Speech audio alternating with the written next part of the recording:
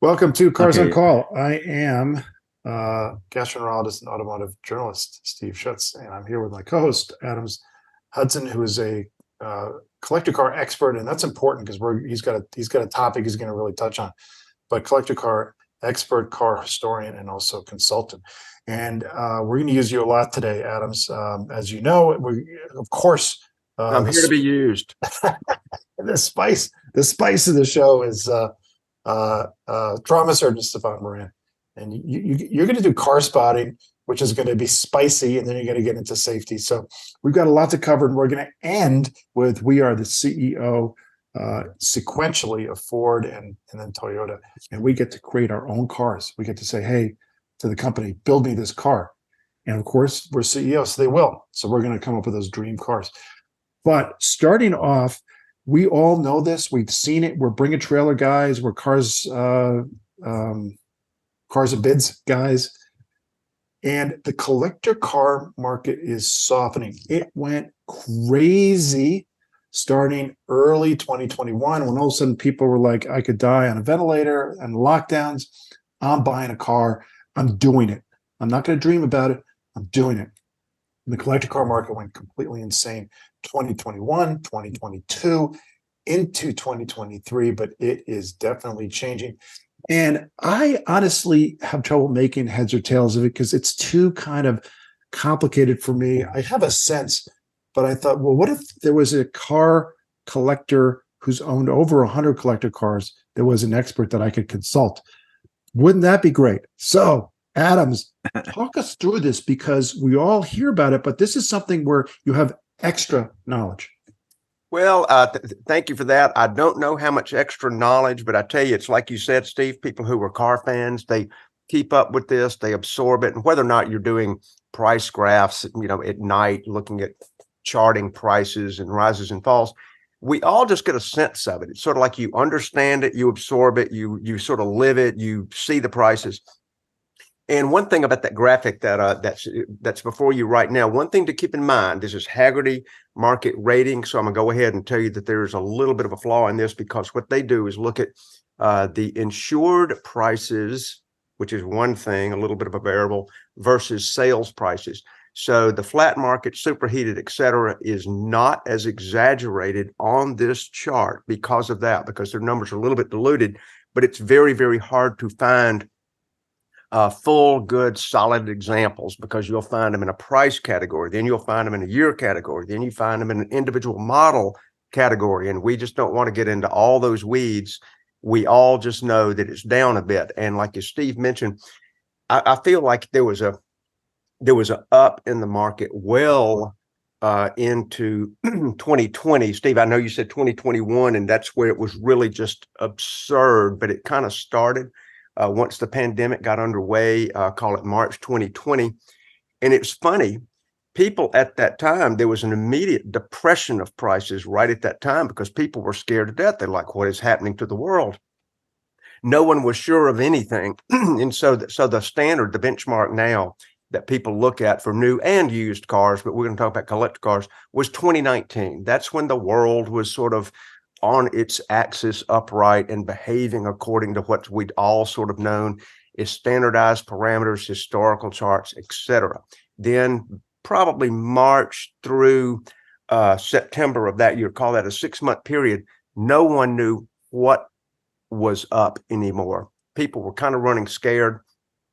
I purchased just by luck, really, I purchased a 993 C4S in April of 2020. And it was crazy because I was unable to get the trucker to even bring it to me. He was disallowed from crossing the state lines in Florida. If you can believe, that's how crazy things were. He could bring it to the state line, and I'd have to go get it. And so I let that car sit there a while, and the prices did start creeping up a bit. And I thought, well, okay, well, I can get out of this. I could sell this car and never even pick it up, which is what I did. Traded it toward the 997 twin turbo, which, so let's undo my great timing because I went from a elevator that was about to shoot through the roof and picked a car that, didn't do quite as well, did okay, not near like the 993.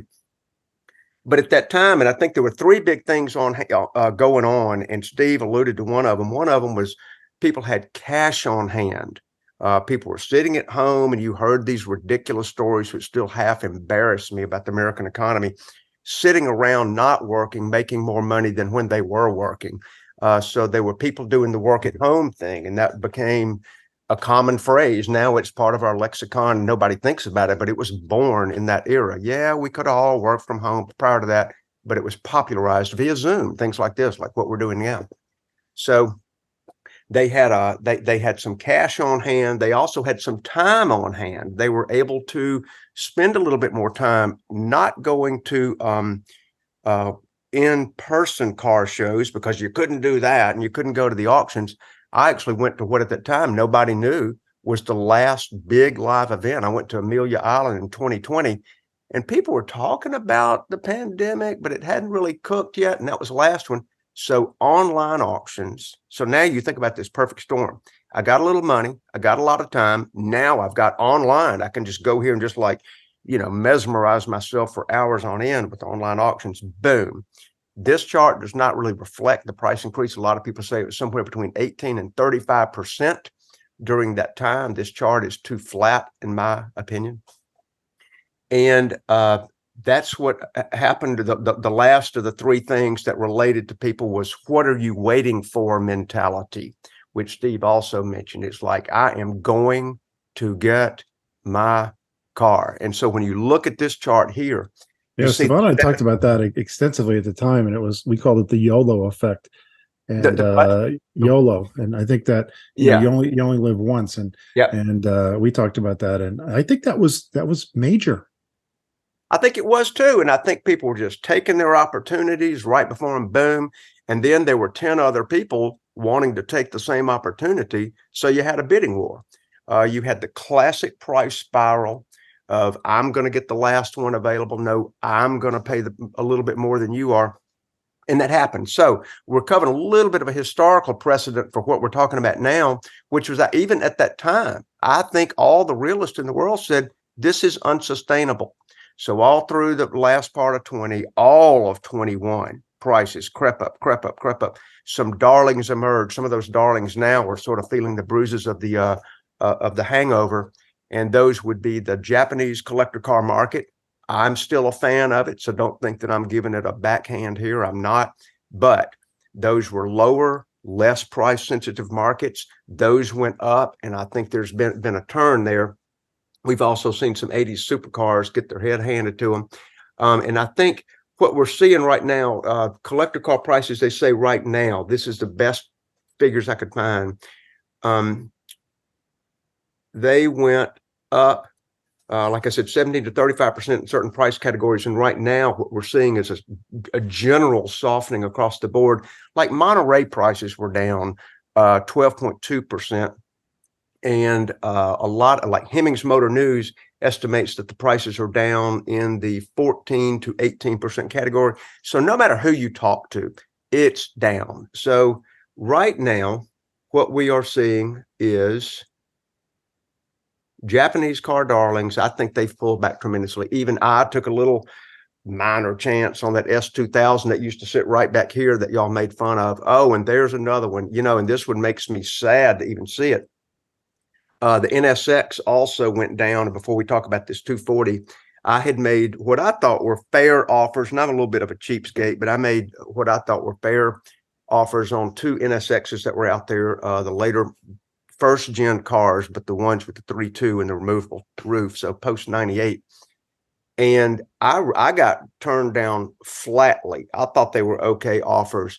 Both of those, now that was in June, both of those dealers still have those NSXs, which is an eternity to have a car in inventory, and both have recontacted me to sell them for less than they would have. But of course, I have a basically non-existent garage, so I can't hold a bunch of cars. Here's one right here, and Steph, thanks for bringing that up. An olive green 240Z 73 model. I know the 240Z guys out there are just like crazy about every little nuance. This one, yes, had the square top Hitachis on it, but they had retrofitted the carburetors to the early model. Nonetheless, this car had sold for, where is it? It sold $48,000. There you in go, two- man. Had in sold for 48 grand 2019. in actually 20. I put that down wrong. Sorry about that. In 20. And then it was reserve not met earlier this month. Well, 11/7/23, not sold. You see up there bid to 25,000 even. Adams, let me jump in for a second and ask you about these Japanese cars, because my sense has always been, and you can tell me if I'm right or wrong, but when the going gets tough, the market softens, people pull out of the market, buyers pull out of the market, and the economy is difficult is usually when this happens. The cream rises to the top. So the absolute best cars, the Ferrari GTOs, Daytonas, that kind of thing, they stay elevated. And the other cars really take much more of a hit. And here's my sense about the Japanese car. The Z cars, I had a 72 240Z, loved it. The problem with that, all Z cars in the 70s, they had lousy steel and they rusted. And then an NSX, the first gen NSX, we all love it. We love it. We love it. It was underpowered and has only a V6. It's not as special as a similar Ferrari. I think these Japanese cars are suffering because they either had a flaw or they just really weren't that special. Man, I love your take on that. I tend to think that's true. And I tend to think, and forgive me because this is about to be an age-related comment, I think the people who were younger, who were pushing those prices up, may not have had the financial solidness within their careers to afford to keep a third or fourth or fifth or whatever toy car in the garage, and they have now bailed.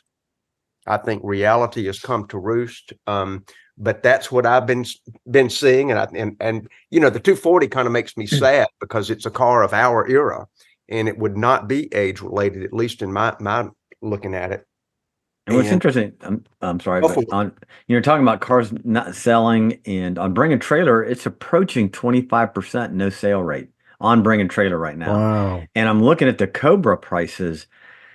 I mean, they have really dropped. Cars that were bringing 50, 60 are now getting mid 30s. I sold my Cobra in 2002 for 35. Wow. So here guys are building factory fives. So it's been a big change in the market. And what always comes down to these cars, especially the Cobras that I follow the prices, is it special? And what is unique about your car? And I'm going to show a car spotting that I think is unique, but I don't think it's going to keep its value, but it sure as hell is unique. Well, you're going to get to it, I know, but that particular vehicle, and I won't give it away yet, that particular vehicle is the poster child for YOLO and the poster child for the pandemic. Yeah. That particular car, and we'll get to it, it went way, way up. This is not a rare car. No. And it went way beyond what it should have gone. And then it just crashed. It totally did. And this is a great segue. And I want to get your guys' take on what it is that you follow, because I know what I follow, and I sort of see, hey, that sort of stayed steady. Most of them have gone down. A couple have gone up. But on the car you're mentioning, Steve, to me, it's like a collector car market is really like when you throw a pebble in a pond and there's rings out, rings out, rings out. Like the first series of used cars would be maybe 1 to 6 years old, and then it's 7 to 10 or 12 years old. And then as you get on down out of those rings, you start to find the people who are really pursuing them with passion. They're not looking in the little black book, like what would a dealer give me? They're pursuing them with passion. And that cross line has generally been between 10 and 15 years. It used to be 20. It's funny, it's gotten shorter. But so between 10 and 15 years, people start looking like, hey, they're not as commonly seen anymore. I remember so-and-so had one, and they start pursuing them, and the prices arc back up. That particular car you're talking about has been in production for so dang long. But don't go there yet. I hit the ice cream. Don't go there yet. But before we look away.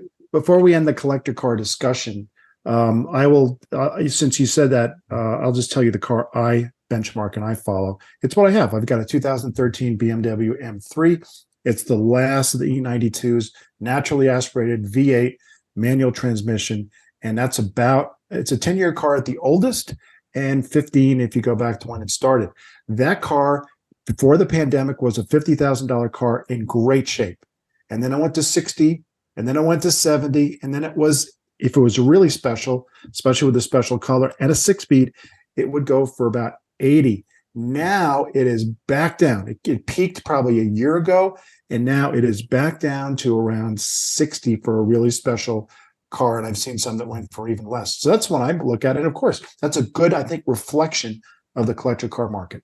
And Steve, before we move to Stephan's version of those, and that's so interesting, you watched that car, would you say we're at about linearly where if 2019 had continued doing its thing and there was Yes. never a 20 to 23, are we about where we were, like on a simple line up? I think so. Yeah. I You know, like, you know, a couple percent a year appreciation, and a car that we all know is going to be a collector car. Absolutely, no question about it. So, all right, Stephan, give us your car spotting, because this car was the poster child. It went insane and then it dropped. So I was driving through Homewood, Alabama, which is a suburb of Birmingham, and I'm in downtown Homewood. Very quaint. Lots of nice little restaurants, nice shops. There's a Penzeys spice place there, and very conservative. You know, you're gonna mostly what you see are Suburbans, occasional Range Rover, lots of SUVs. Kind of old money Alabama. Old money Alabama, and then I see this parked right in downtown, and let me you got to highlight the one. I brought it through. Here it is. This is it was that one. Color, right? So this is the exact car. So this car sold. You know, I know a particular accessory that would look great on that car. Well, you got to say what it is for the people who can't. For the list, yeah. So this is a 2022 G-Wagon. Okay, in the most obnoxious color green you've ever seen, and Mercedes the color green G-Wagon is actually called Hell Magno. Is the color? Wow. This is a G-Wagon, listeners, that is like bile fluorescent green. And not only that, it has the option of the monoblock wheel. This is just a giant flat piece of black metal wheel that it looks awful. This is not genteel old money. This is not. This is yeah. So I think the bumper sticker on the back said, "I'm nouveau riche and you're not."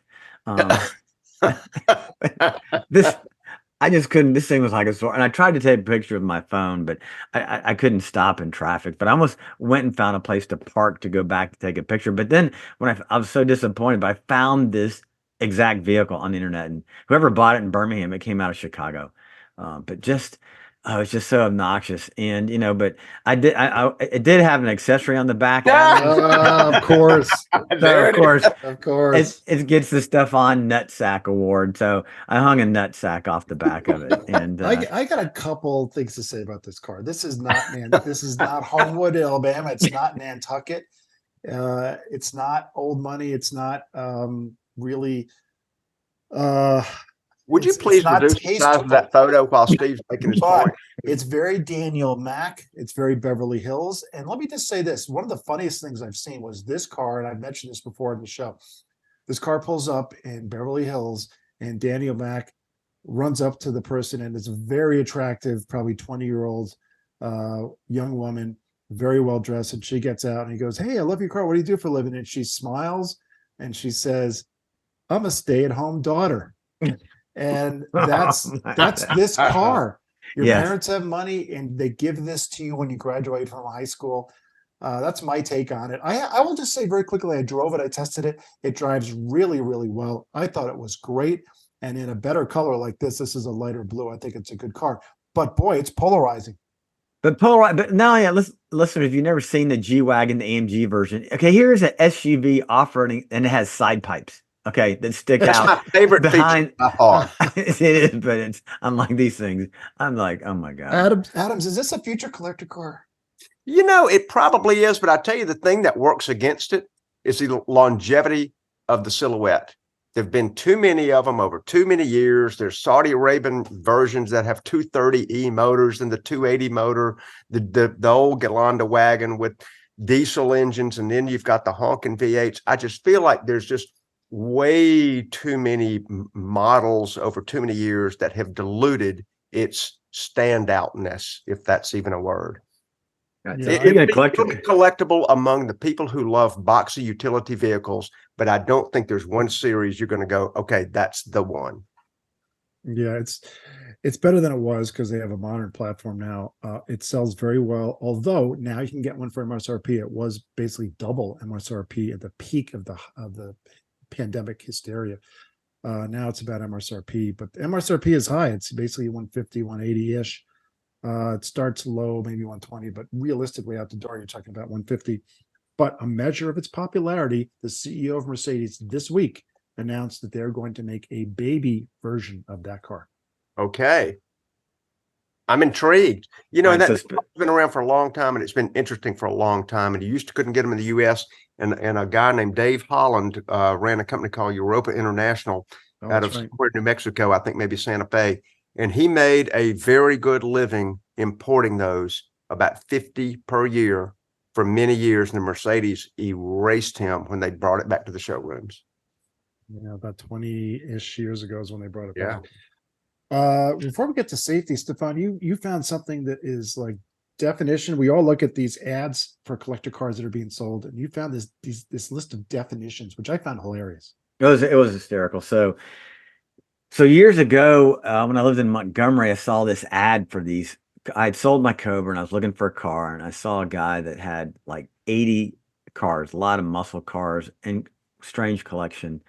And I drive out there with a friend of mine, and I'm like, oh my God. I drive up, and this guy's got like hybrid wolves locked up in cages. There's a Bentley.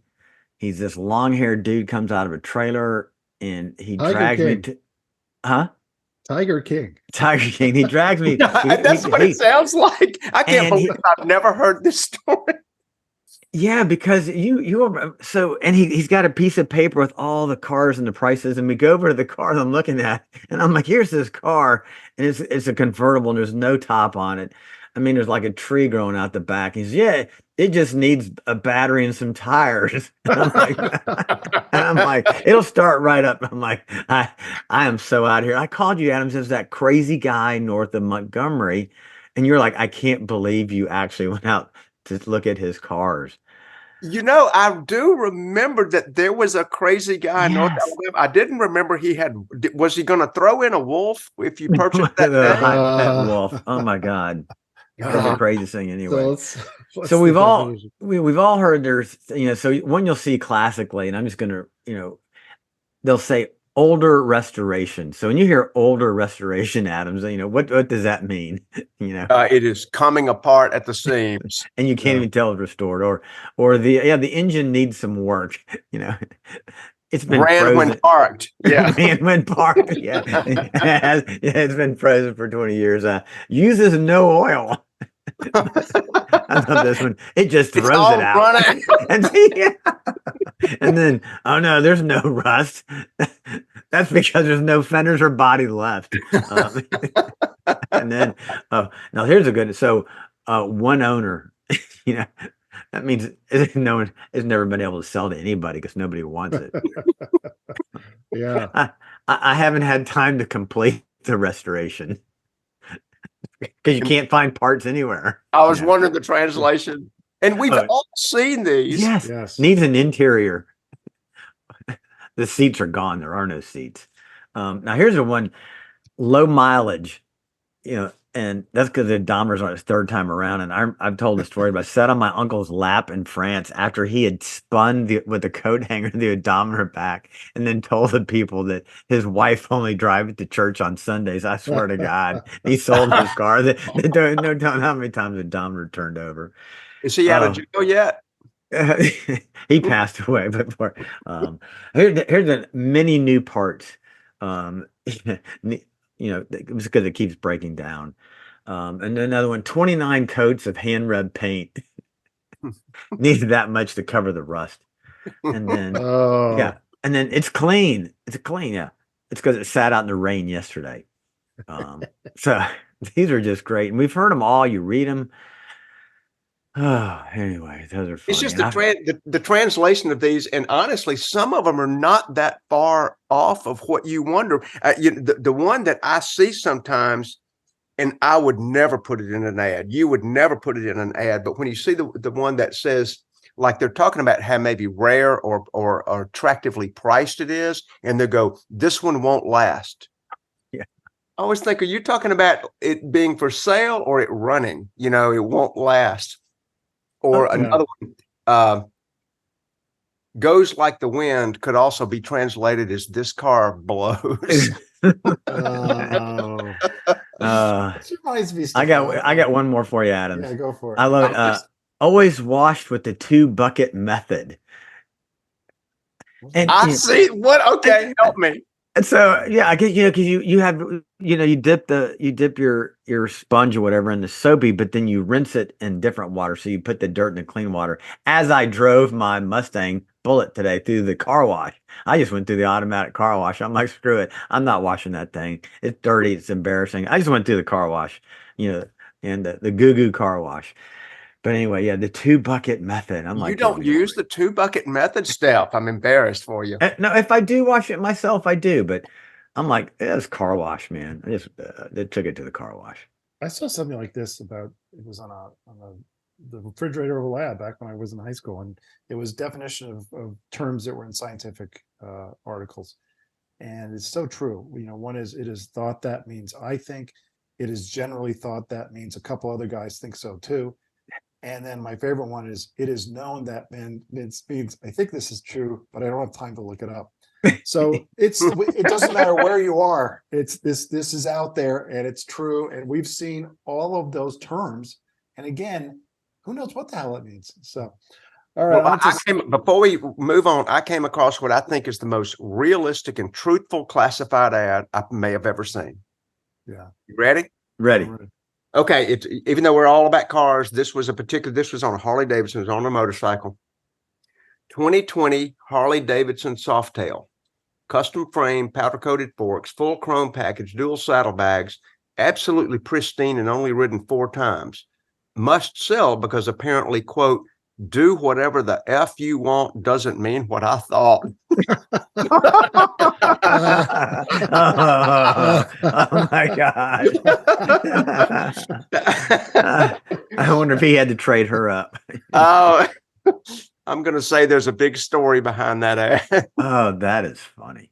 Yeah. As husbands, we know better. We all know Wife how says, to wife says do that whatever one. you want. It doesn't mean do whatever you want. All right, on to safety. Okay, safety. Oh, before I did safety, I did forget one thing about the G-Wagon. And that thing was out of place in Homewood, Alabama, as Marilyn Manson at a T Swift concert. I missed my punchline earlier on.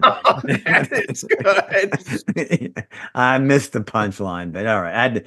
I just realized that.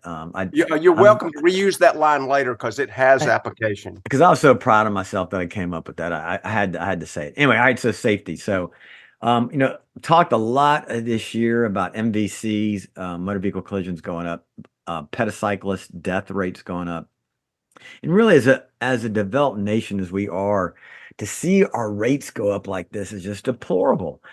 And pedicyclist deaths have gone up 77% from 2010 to 21 in 11 years. 77%. Other motor vehicle fatalities have only gone up 25%.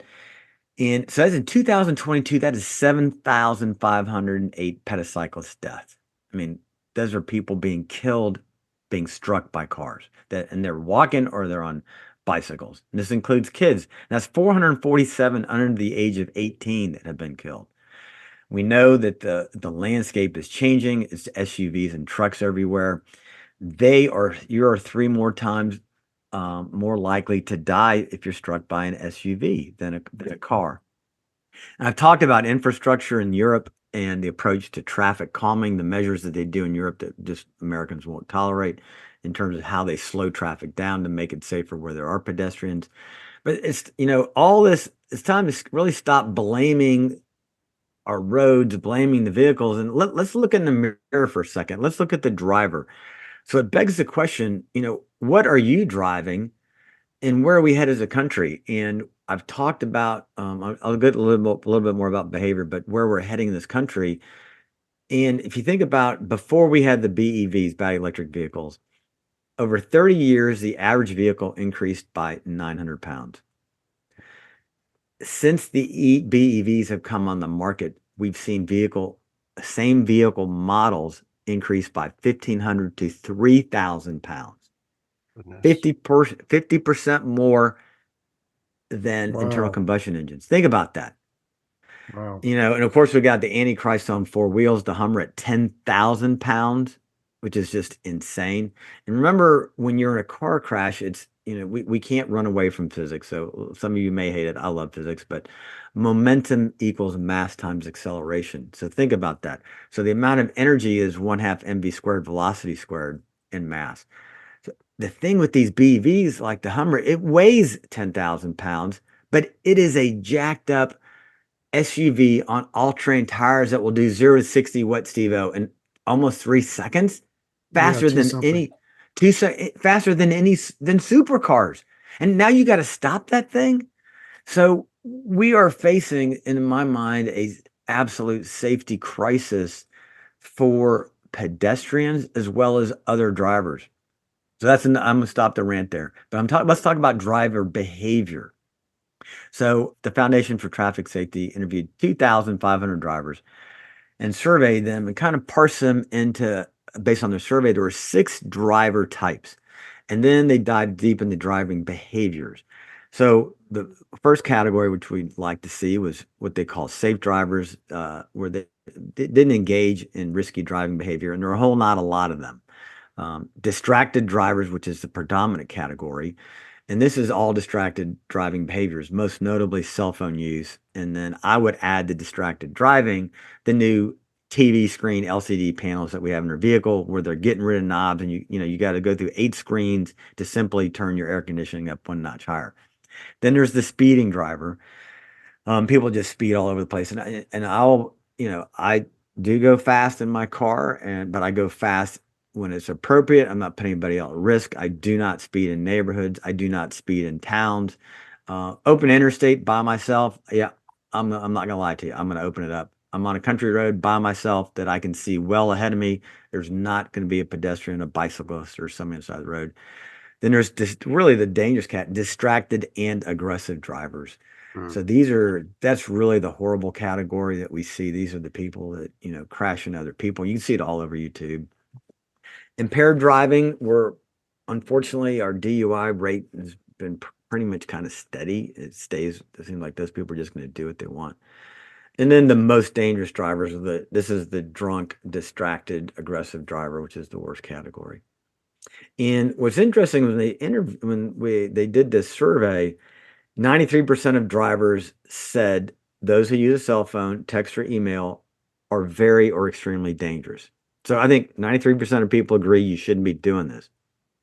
And they also said that they would be, if somebody important to them would know about it and disapprove it, they'd be kind of embarrassed, and they wouldn't want to tell them. But unfortunately, even though we all feel this way and we know this way, and I mean, I'll raise my hand. I've been guilty of this as well. 27% of drivers admitted they have actively texted or emailed while driving. 38% admitting to holding a handheld phone during a call, and 37% admitted to reading a text or email, not just sending one. And then when it came to speeding, 50% reported driving 15 over, and I think that is clear on our interstates. I typically drive 10 over. I don't go much over 10 over unless I'm trailing somebody or I've got a wide open piece of interstate, or I'm helping Steve-O drive his Porsche from Atlanta to Boise, where I don't even want to go there. I love how he blended you into the criminal activity. Yes. 18% reported driving drowsy, and then 7% still admit to driving under the influence of alcohol. So very interesting, but I think it's time, but in America, we don't like to look in the mirror, and we want to always blame somebody else. If the car crashes, it was the automotive manufacturer's fault, or it was the city's fault because the roads weren't right. If we engage in dangerous behavior and something goes wrong, we still want somebody to pay for our behavior, for us that we did. So we need to start looking in the mirror and think about how we approach this. And I think one thing I learned important at the Porsche driving school we talked to about was what one of the instructors called active vision. So that means you are actively looking at the road in front of you. You're looking in your mirrors, you're looking at other people, and you're looking at the car ahead of you, and you're thinking about what is that car going to do? Are they going to suddenly pull out of me because there's that truck coming up? So if you do active vision, you're engaging your part of the brain, and you are now actually operating the vehicle in a more safe manner because you are actively driving. You're just not sitting on the wheel, listening to music, tapping your thumb, just like, oh my God, how many miles did I just go down the interstate?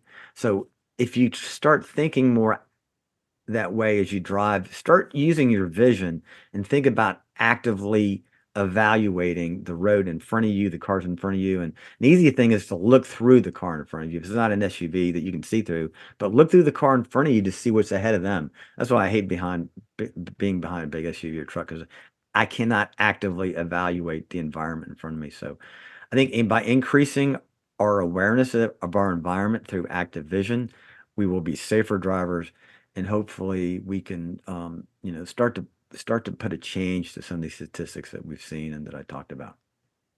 Stefan, it's so alarming that the 75% increase in pedocyclists killed in a relatively short period of time. I mean, that graph has got to look dramatic. It's got to do that hockey stick thing to even get there.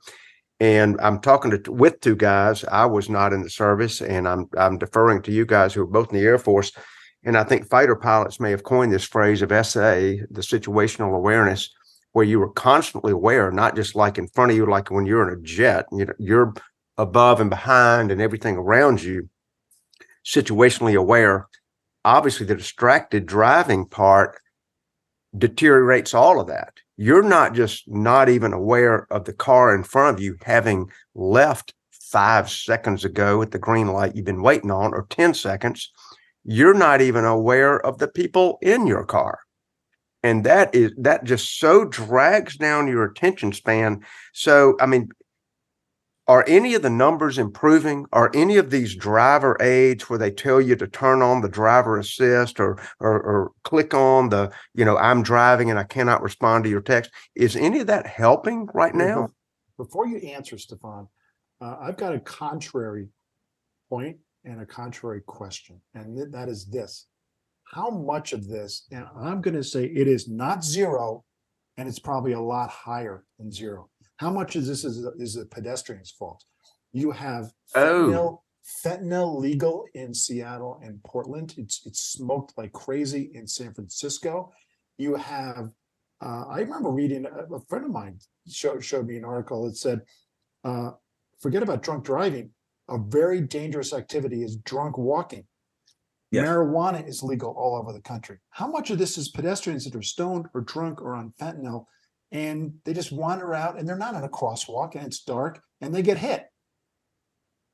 Distracted walking. And we've all seen the video of the lady, walking in the mall on her phone, falls into the fountain. And there actually is, it is called distracted walking. And I'm going to pull up some statistics here. But a very good point, Steve-O, to bring up the contrarian side of it. And clearly there was, they talked about a study at Ohio State University. It showed that what they're looking at is ER visits. So ER visits went from 256 in 2005 to 1,500 in 2010. So these are injuries occurred while walking because you fell, tripped, didn't see something. Wait, are these non-vehicular? This is non-vehicular. So this is just people that fall and hurt themselves walking.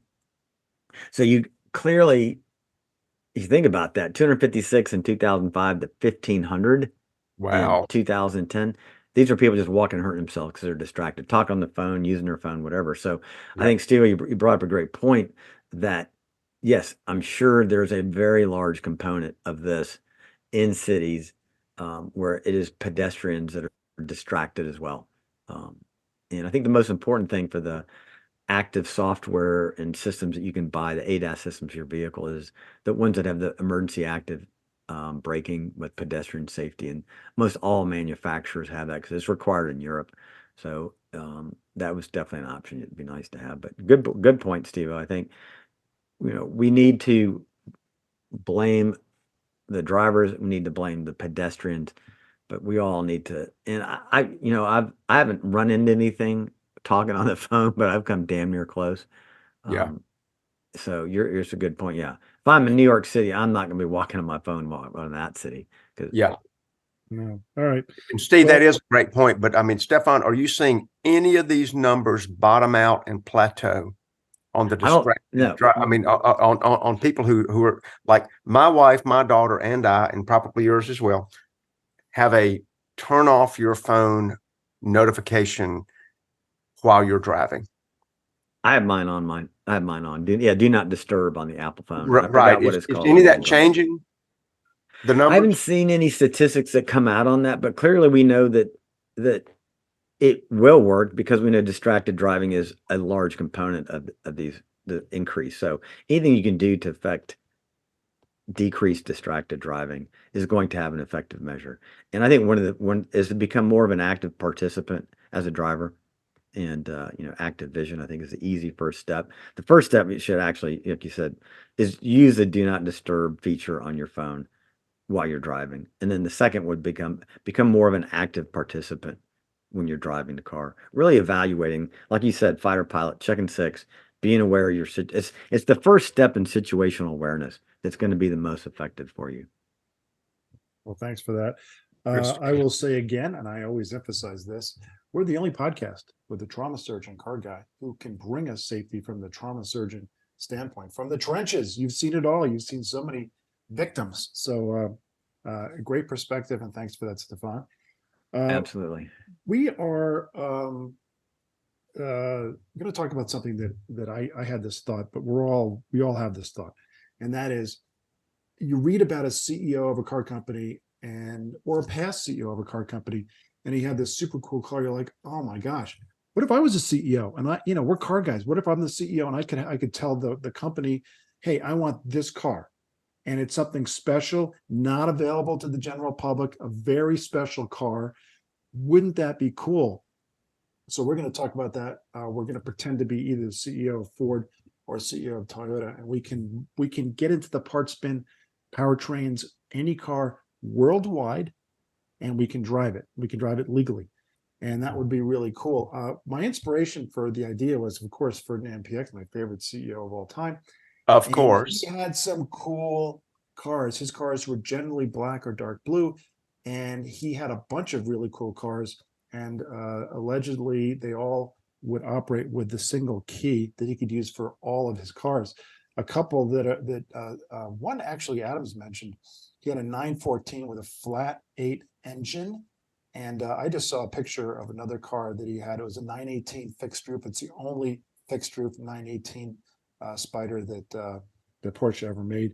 These cool cars. So I thought, let's do it. So without all right, you lead us off, Steve-O, because I'm going to pull up. I've got your picture pulled up. So lead us off here. Here we go. So this is Ford.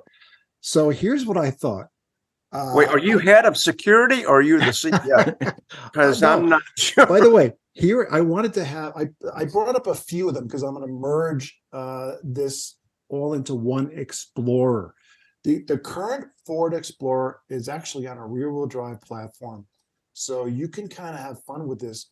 And one thing, a little tip for everybody out there, two things about cop cars, especially Steve-O's got a picture of a Explorer cop car. It's an Explorer, but a couple things for spotting when you're on the road. Cop cars almost never have daytime running lights. So if you see a car coming toward you, no daytime running lights, slow down. That's changed in Alabama, unfortunately, because I almost got busted. But so I have seen it. But you're right. In general, you're not going to see daytime running lights. Because at night they want to go to a crime scene, and they don't. If they want to go lights off, they don't want to have daytime running lights. I think that's the reason. And then with Explorers in particular, if you see an Explorer that does not have a roof rails, that is almost always a cop car. They all have the roof rails except for cop cars. Anyway, I'd get a Ford Explorer, no roof rails. I want to have kind of these plain Jane wheels, but it's going to have the Coyote V8 from the GT500 Mustang, and it's going to have a 6-speed manual transmission. It's going to be rear-wheel drive. It's going to have Recaro seats. So it's going to look like this, but it is going to have the V8, and it's going to have a 6-speed manual. It's going to be awesome. And with the plain Jane wheels, it's going to look very understated. It's going to be a beast. There's my car. That's what I want them to build for me. I love that car. Honestly, that is like a Porsche Cayenne GTS that you can actually get serviced. Oh, Yeah. to me, it's an beautiful. affordable range. It's an affordable Range Rover. Yeah. I look at it as an affordable Range Rover. Yeah. So there's a couple pictures I put. It would be like kind of like this because this is the latest model. The previous one wasn't. But I'd get the plain Jane wheels and yeah, so that's what it would look something like these. It would be understated, but it would be a beast. I'm loving that. Now go. Can you scroll back up 2 pictures to that? What is that? Is this some photoshopped thing we're looking at? Because that is just fabulous looking. It's like a SEMA thing, probably. Yeah. This is the last generation Explorer, but again, you could kind of duplicate this. So that's my Ford, and I'll let. I do want to hear the Ford guy, but I guess Adams will have you go next, and your Ford CEO come up with something. Well, and since I am, we're not gonna beat Stephan's. Yeah, we're gonna build up to Stephan. My particular one was just to take a well, since I have unlimited money and unlimited talent looking around, because I'm going to have to fire all the people who are working on the EV program apparently coming up. I would take a Ford. Ooh, that was a joke. I'm going to take a Ford Mustang GT. I'm going to rip out the completely useless back seats, and then I'm going to put in a firewall and a 5-liter V8 in the middle, a la the SHO. What was that? The Fiesta Shogun, yeah. And then the GTD. And what I'm going to take out of the GTD is I'm going to remove that ridiculous Velociraptor rear wing. I'm going to close up the vents. I'm going to not put all the expensive carbon fiber on there. I'm going to take out the Multimatic rear suspension, but I'm going to have that Ford GT mid-engine 2-place car, and I think I can drive around to every car show that I ever wanted to go to and build up a firestorm of interest. And I will paint this car Gulfstream Aqua. Thank you, Mr. Shelby. I think it may be the next photo, Steph. I hope it is. Yeah, there it is. Oh, beautiful. That's a beautiful color. Oh, man, I love it. Now, I'd probably do some version of the R model wheels. I don't want to go too retro on this because I think that's a mistake if you go too far, but some version of the R model wheels, which is what this is sporting right there. And I would add a little bit of a intrigue with the scoops. I would not do the 6 scoops in the hood and all that stuff going on because I've got a mid-engine car, but I would keep that rear scoop hanging out there to help cool that motor. And I feel like this is a car that Ford could probably sell between 95 and 125,000 and only do 500 of them. Thank you, GT 500, and only do 500 of them and sell them for 125 all day long and enjoy that car. You're basically talking about making a rear mid-engine car like a 911. Pretty much. If you put the V8 in the back seat, that it's going to be pretty much a rear mid-engine car, just like the 911 has become. That's interesting. What the hell is going to go in that hood up front? A whole lot of storage, because that is the big crime of people who have these fast cars that they would love to take on a long road trip, and there's room for exactly 3 pairs of socks and an overnight bag. I think you gotta bring a lot of luggage because you're gonna pull a lot of wheelies. All the weights on the back. And that could be fun too. Every time you take off of a stoplight, you're gonna be doing a wheelie.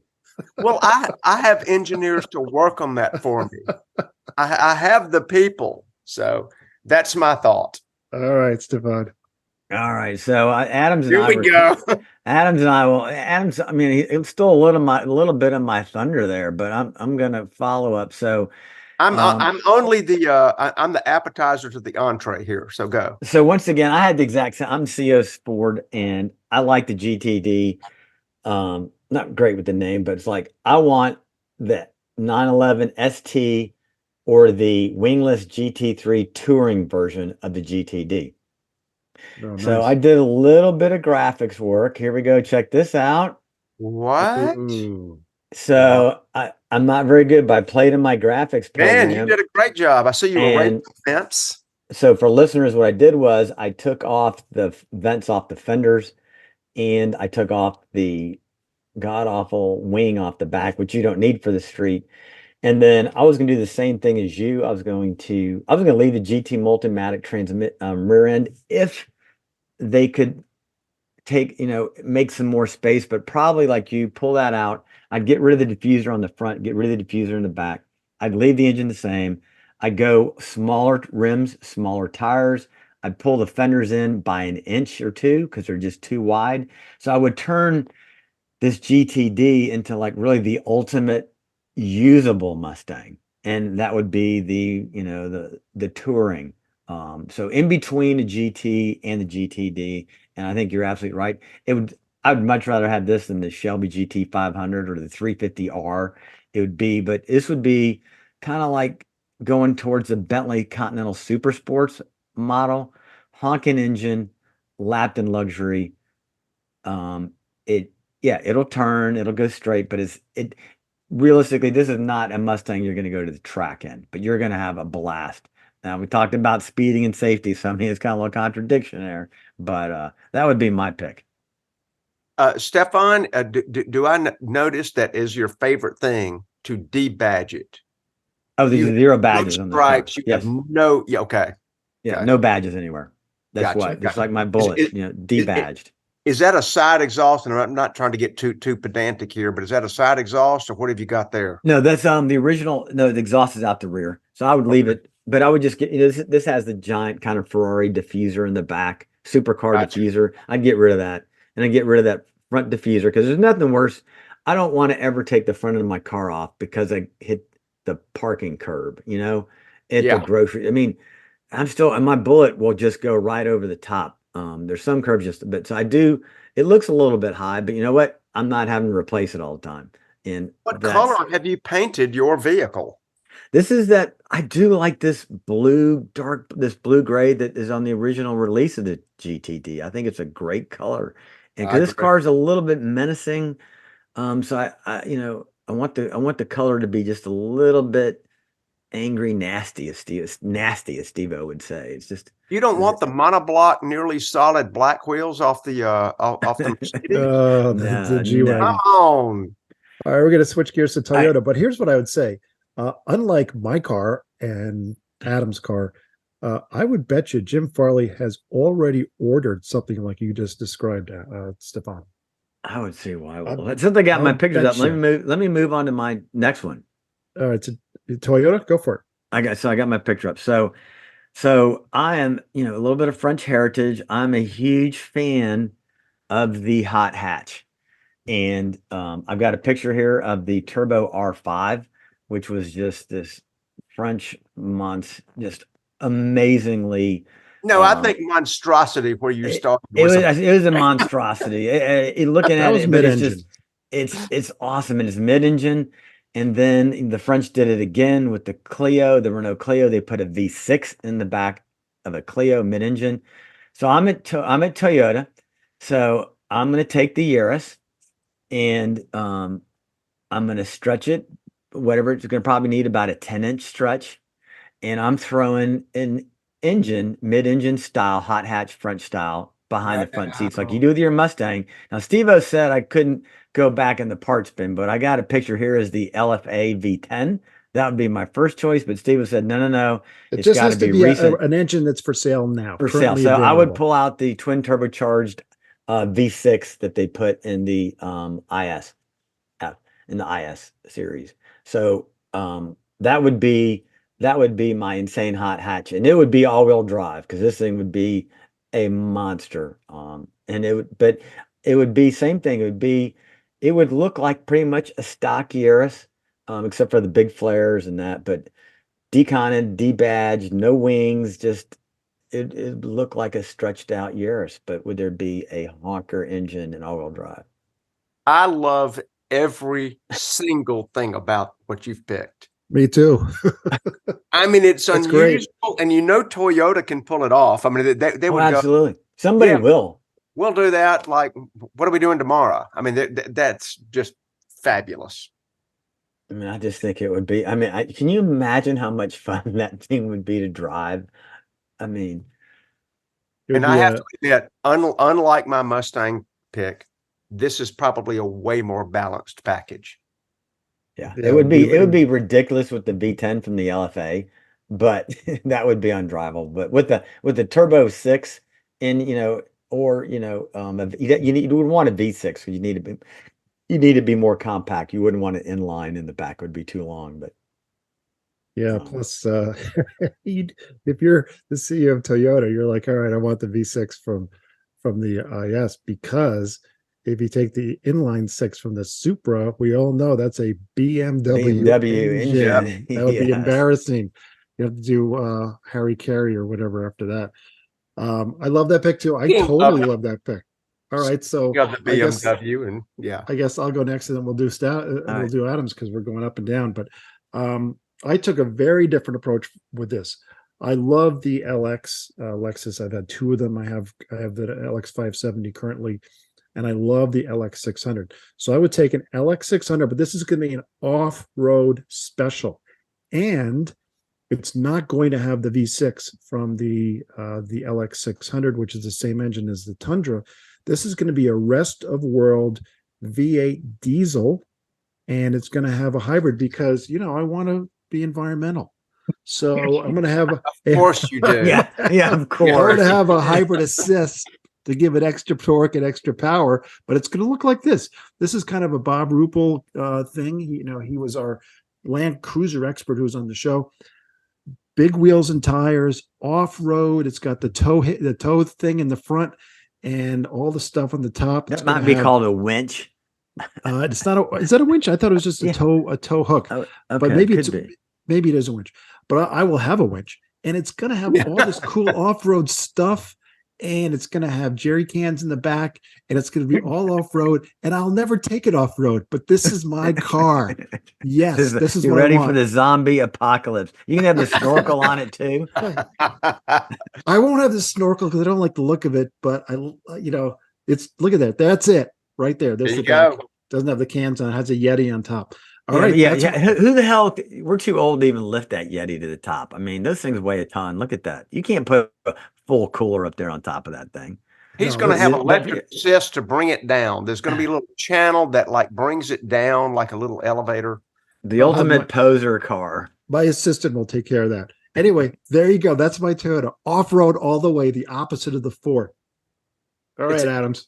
That is a Lexus Dakar build right there. Yeah, Love that's it. All right. Okay. Mine is called Operation Save the Supra, damn it. And Oh, so we're gonna take this car and we're gonna close up at least two of the front gaping vents. I'm not as good as my host here with the Photoshop.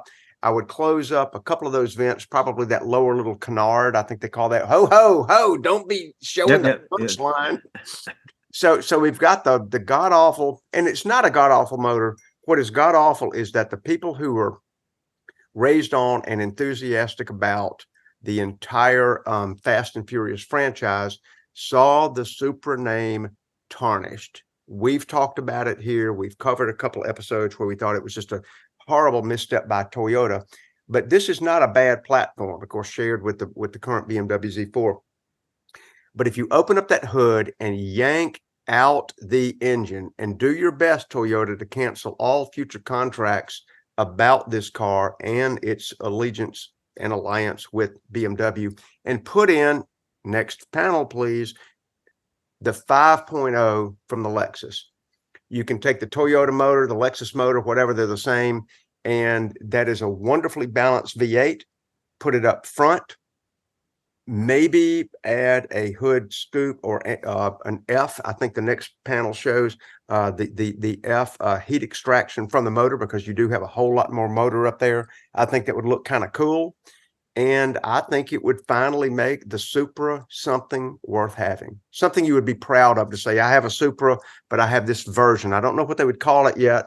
My Mustang was called the Boss Hoss. We glossed over that particular thing, but This one here, I'm not sure what you'd call it. I'm sure the Toyota fans would come up with something clever and cool, but I think it would make a wonderful piece that people could go out and buy and say, yep, I'm glad I have a Supra. This is, let me just jump in and say this.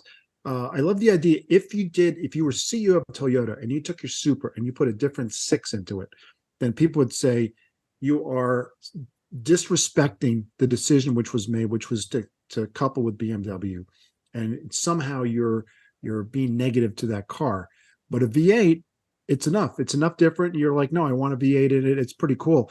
I'll tell you about a Lexus. I got a ride in. I was not able to drive it, but I got a ride in a it would have been first gen Lexus IS 430.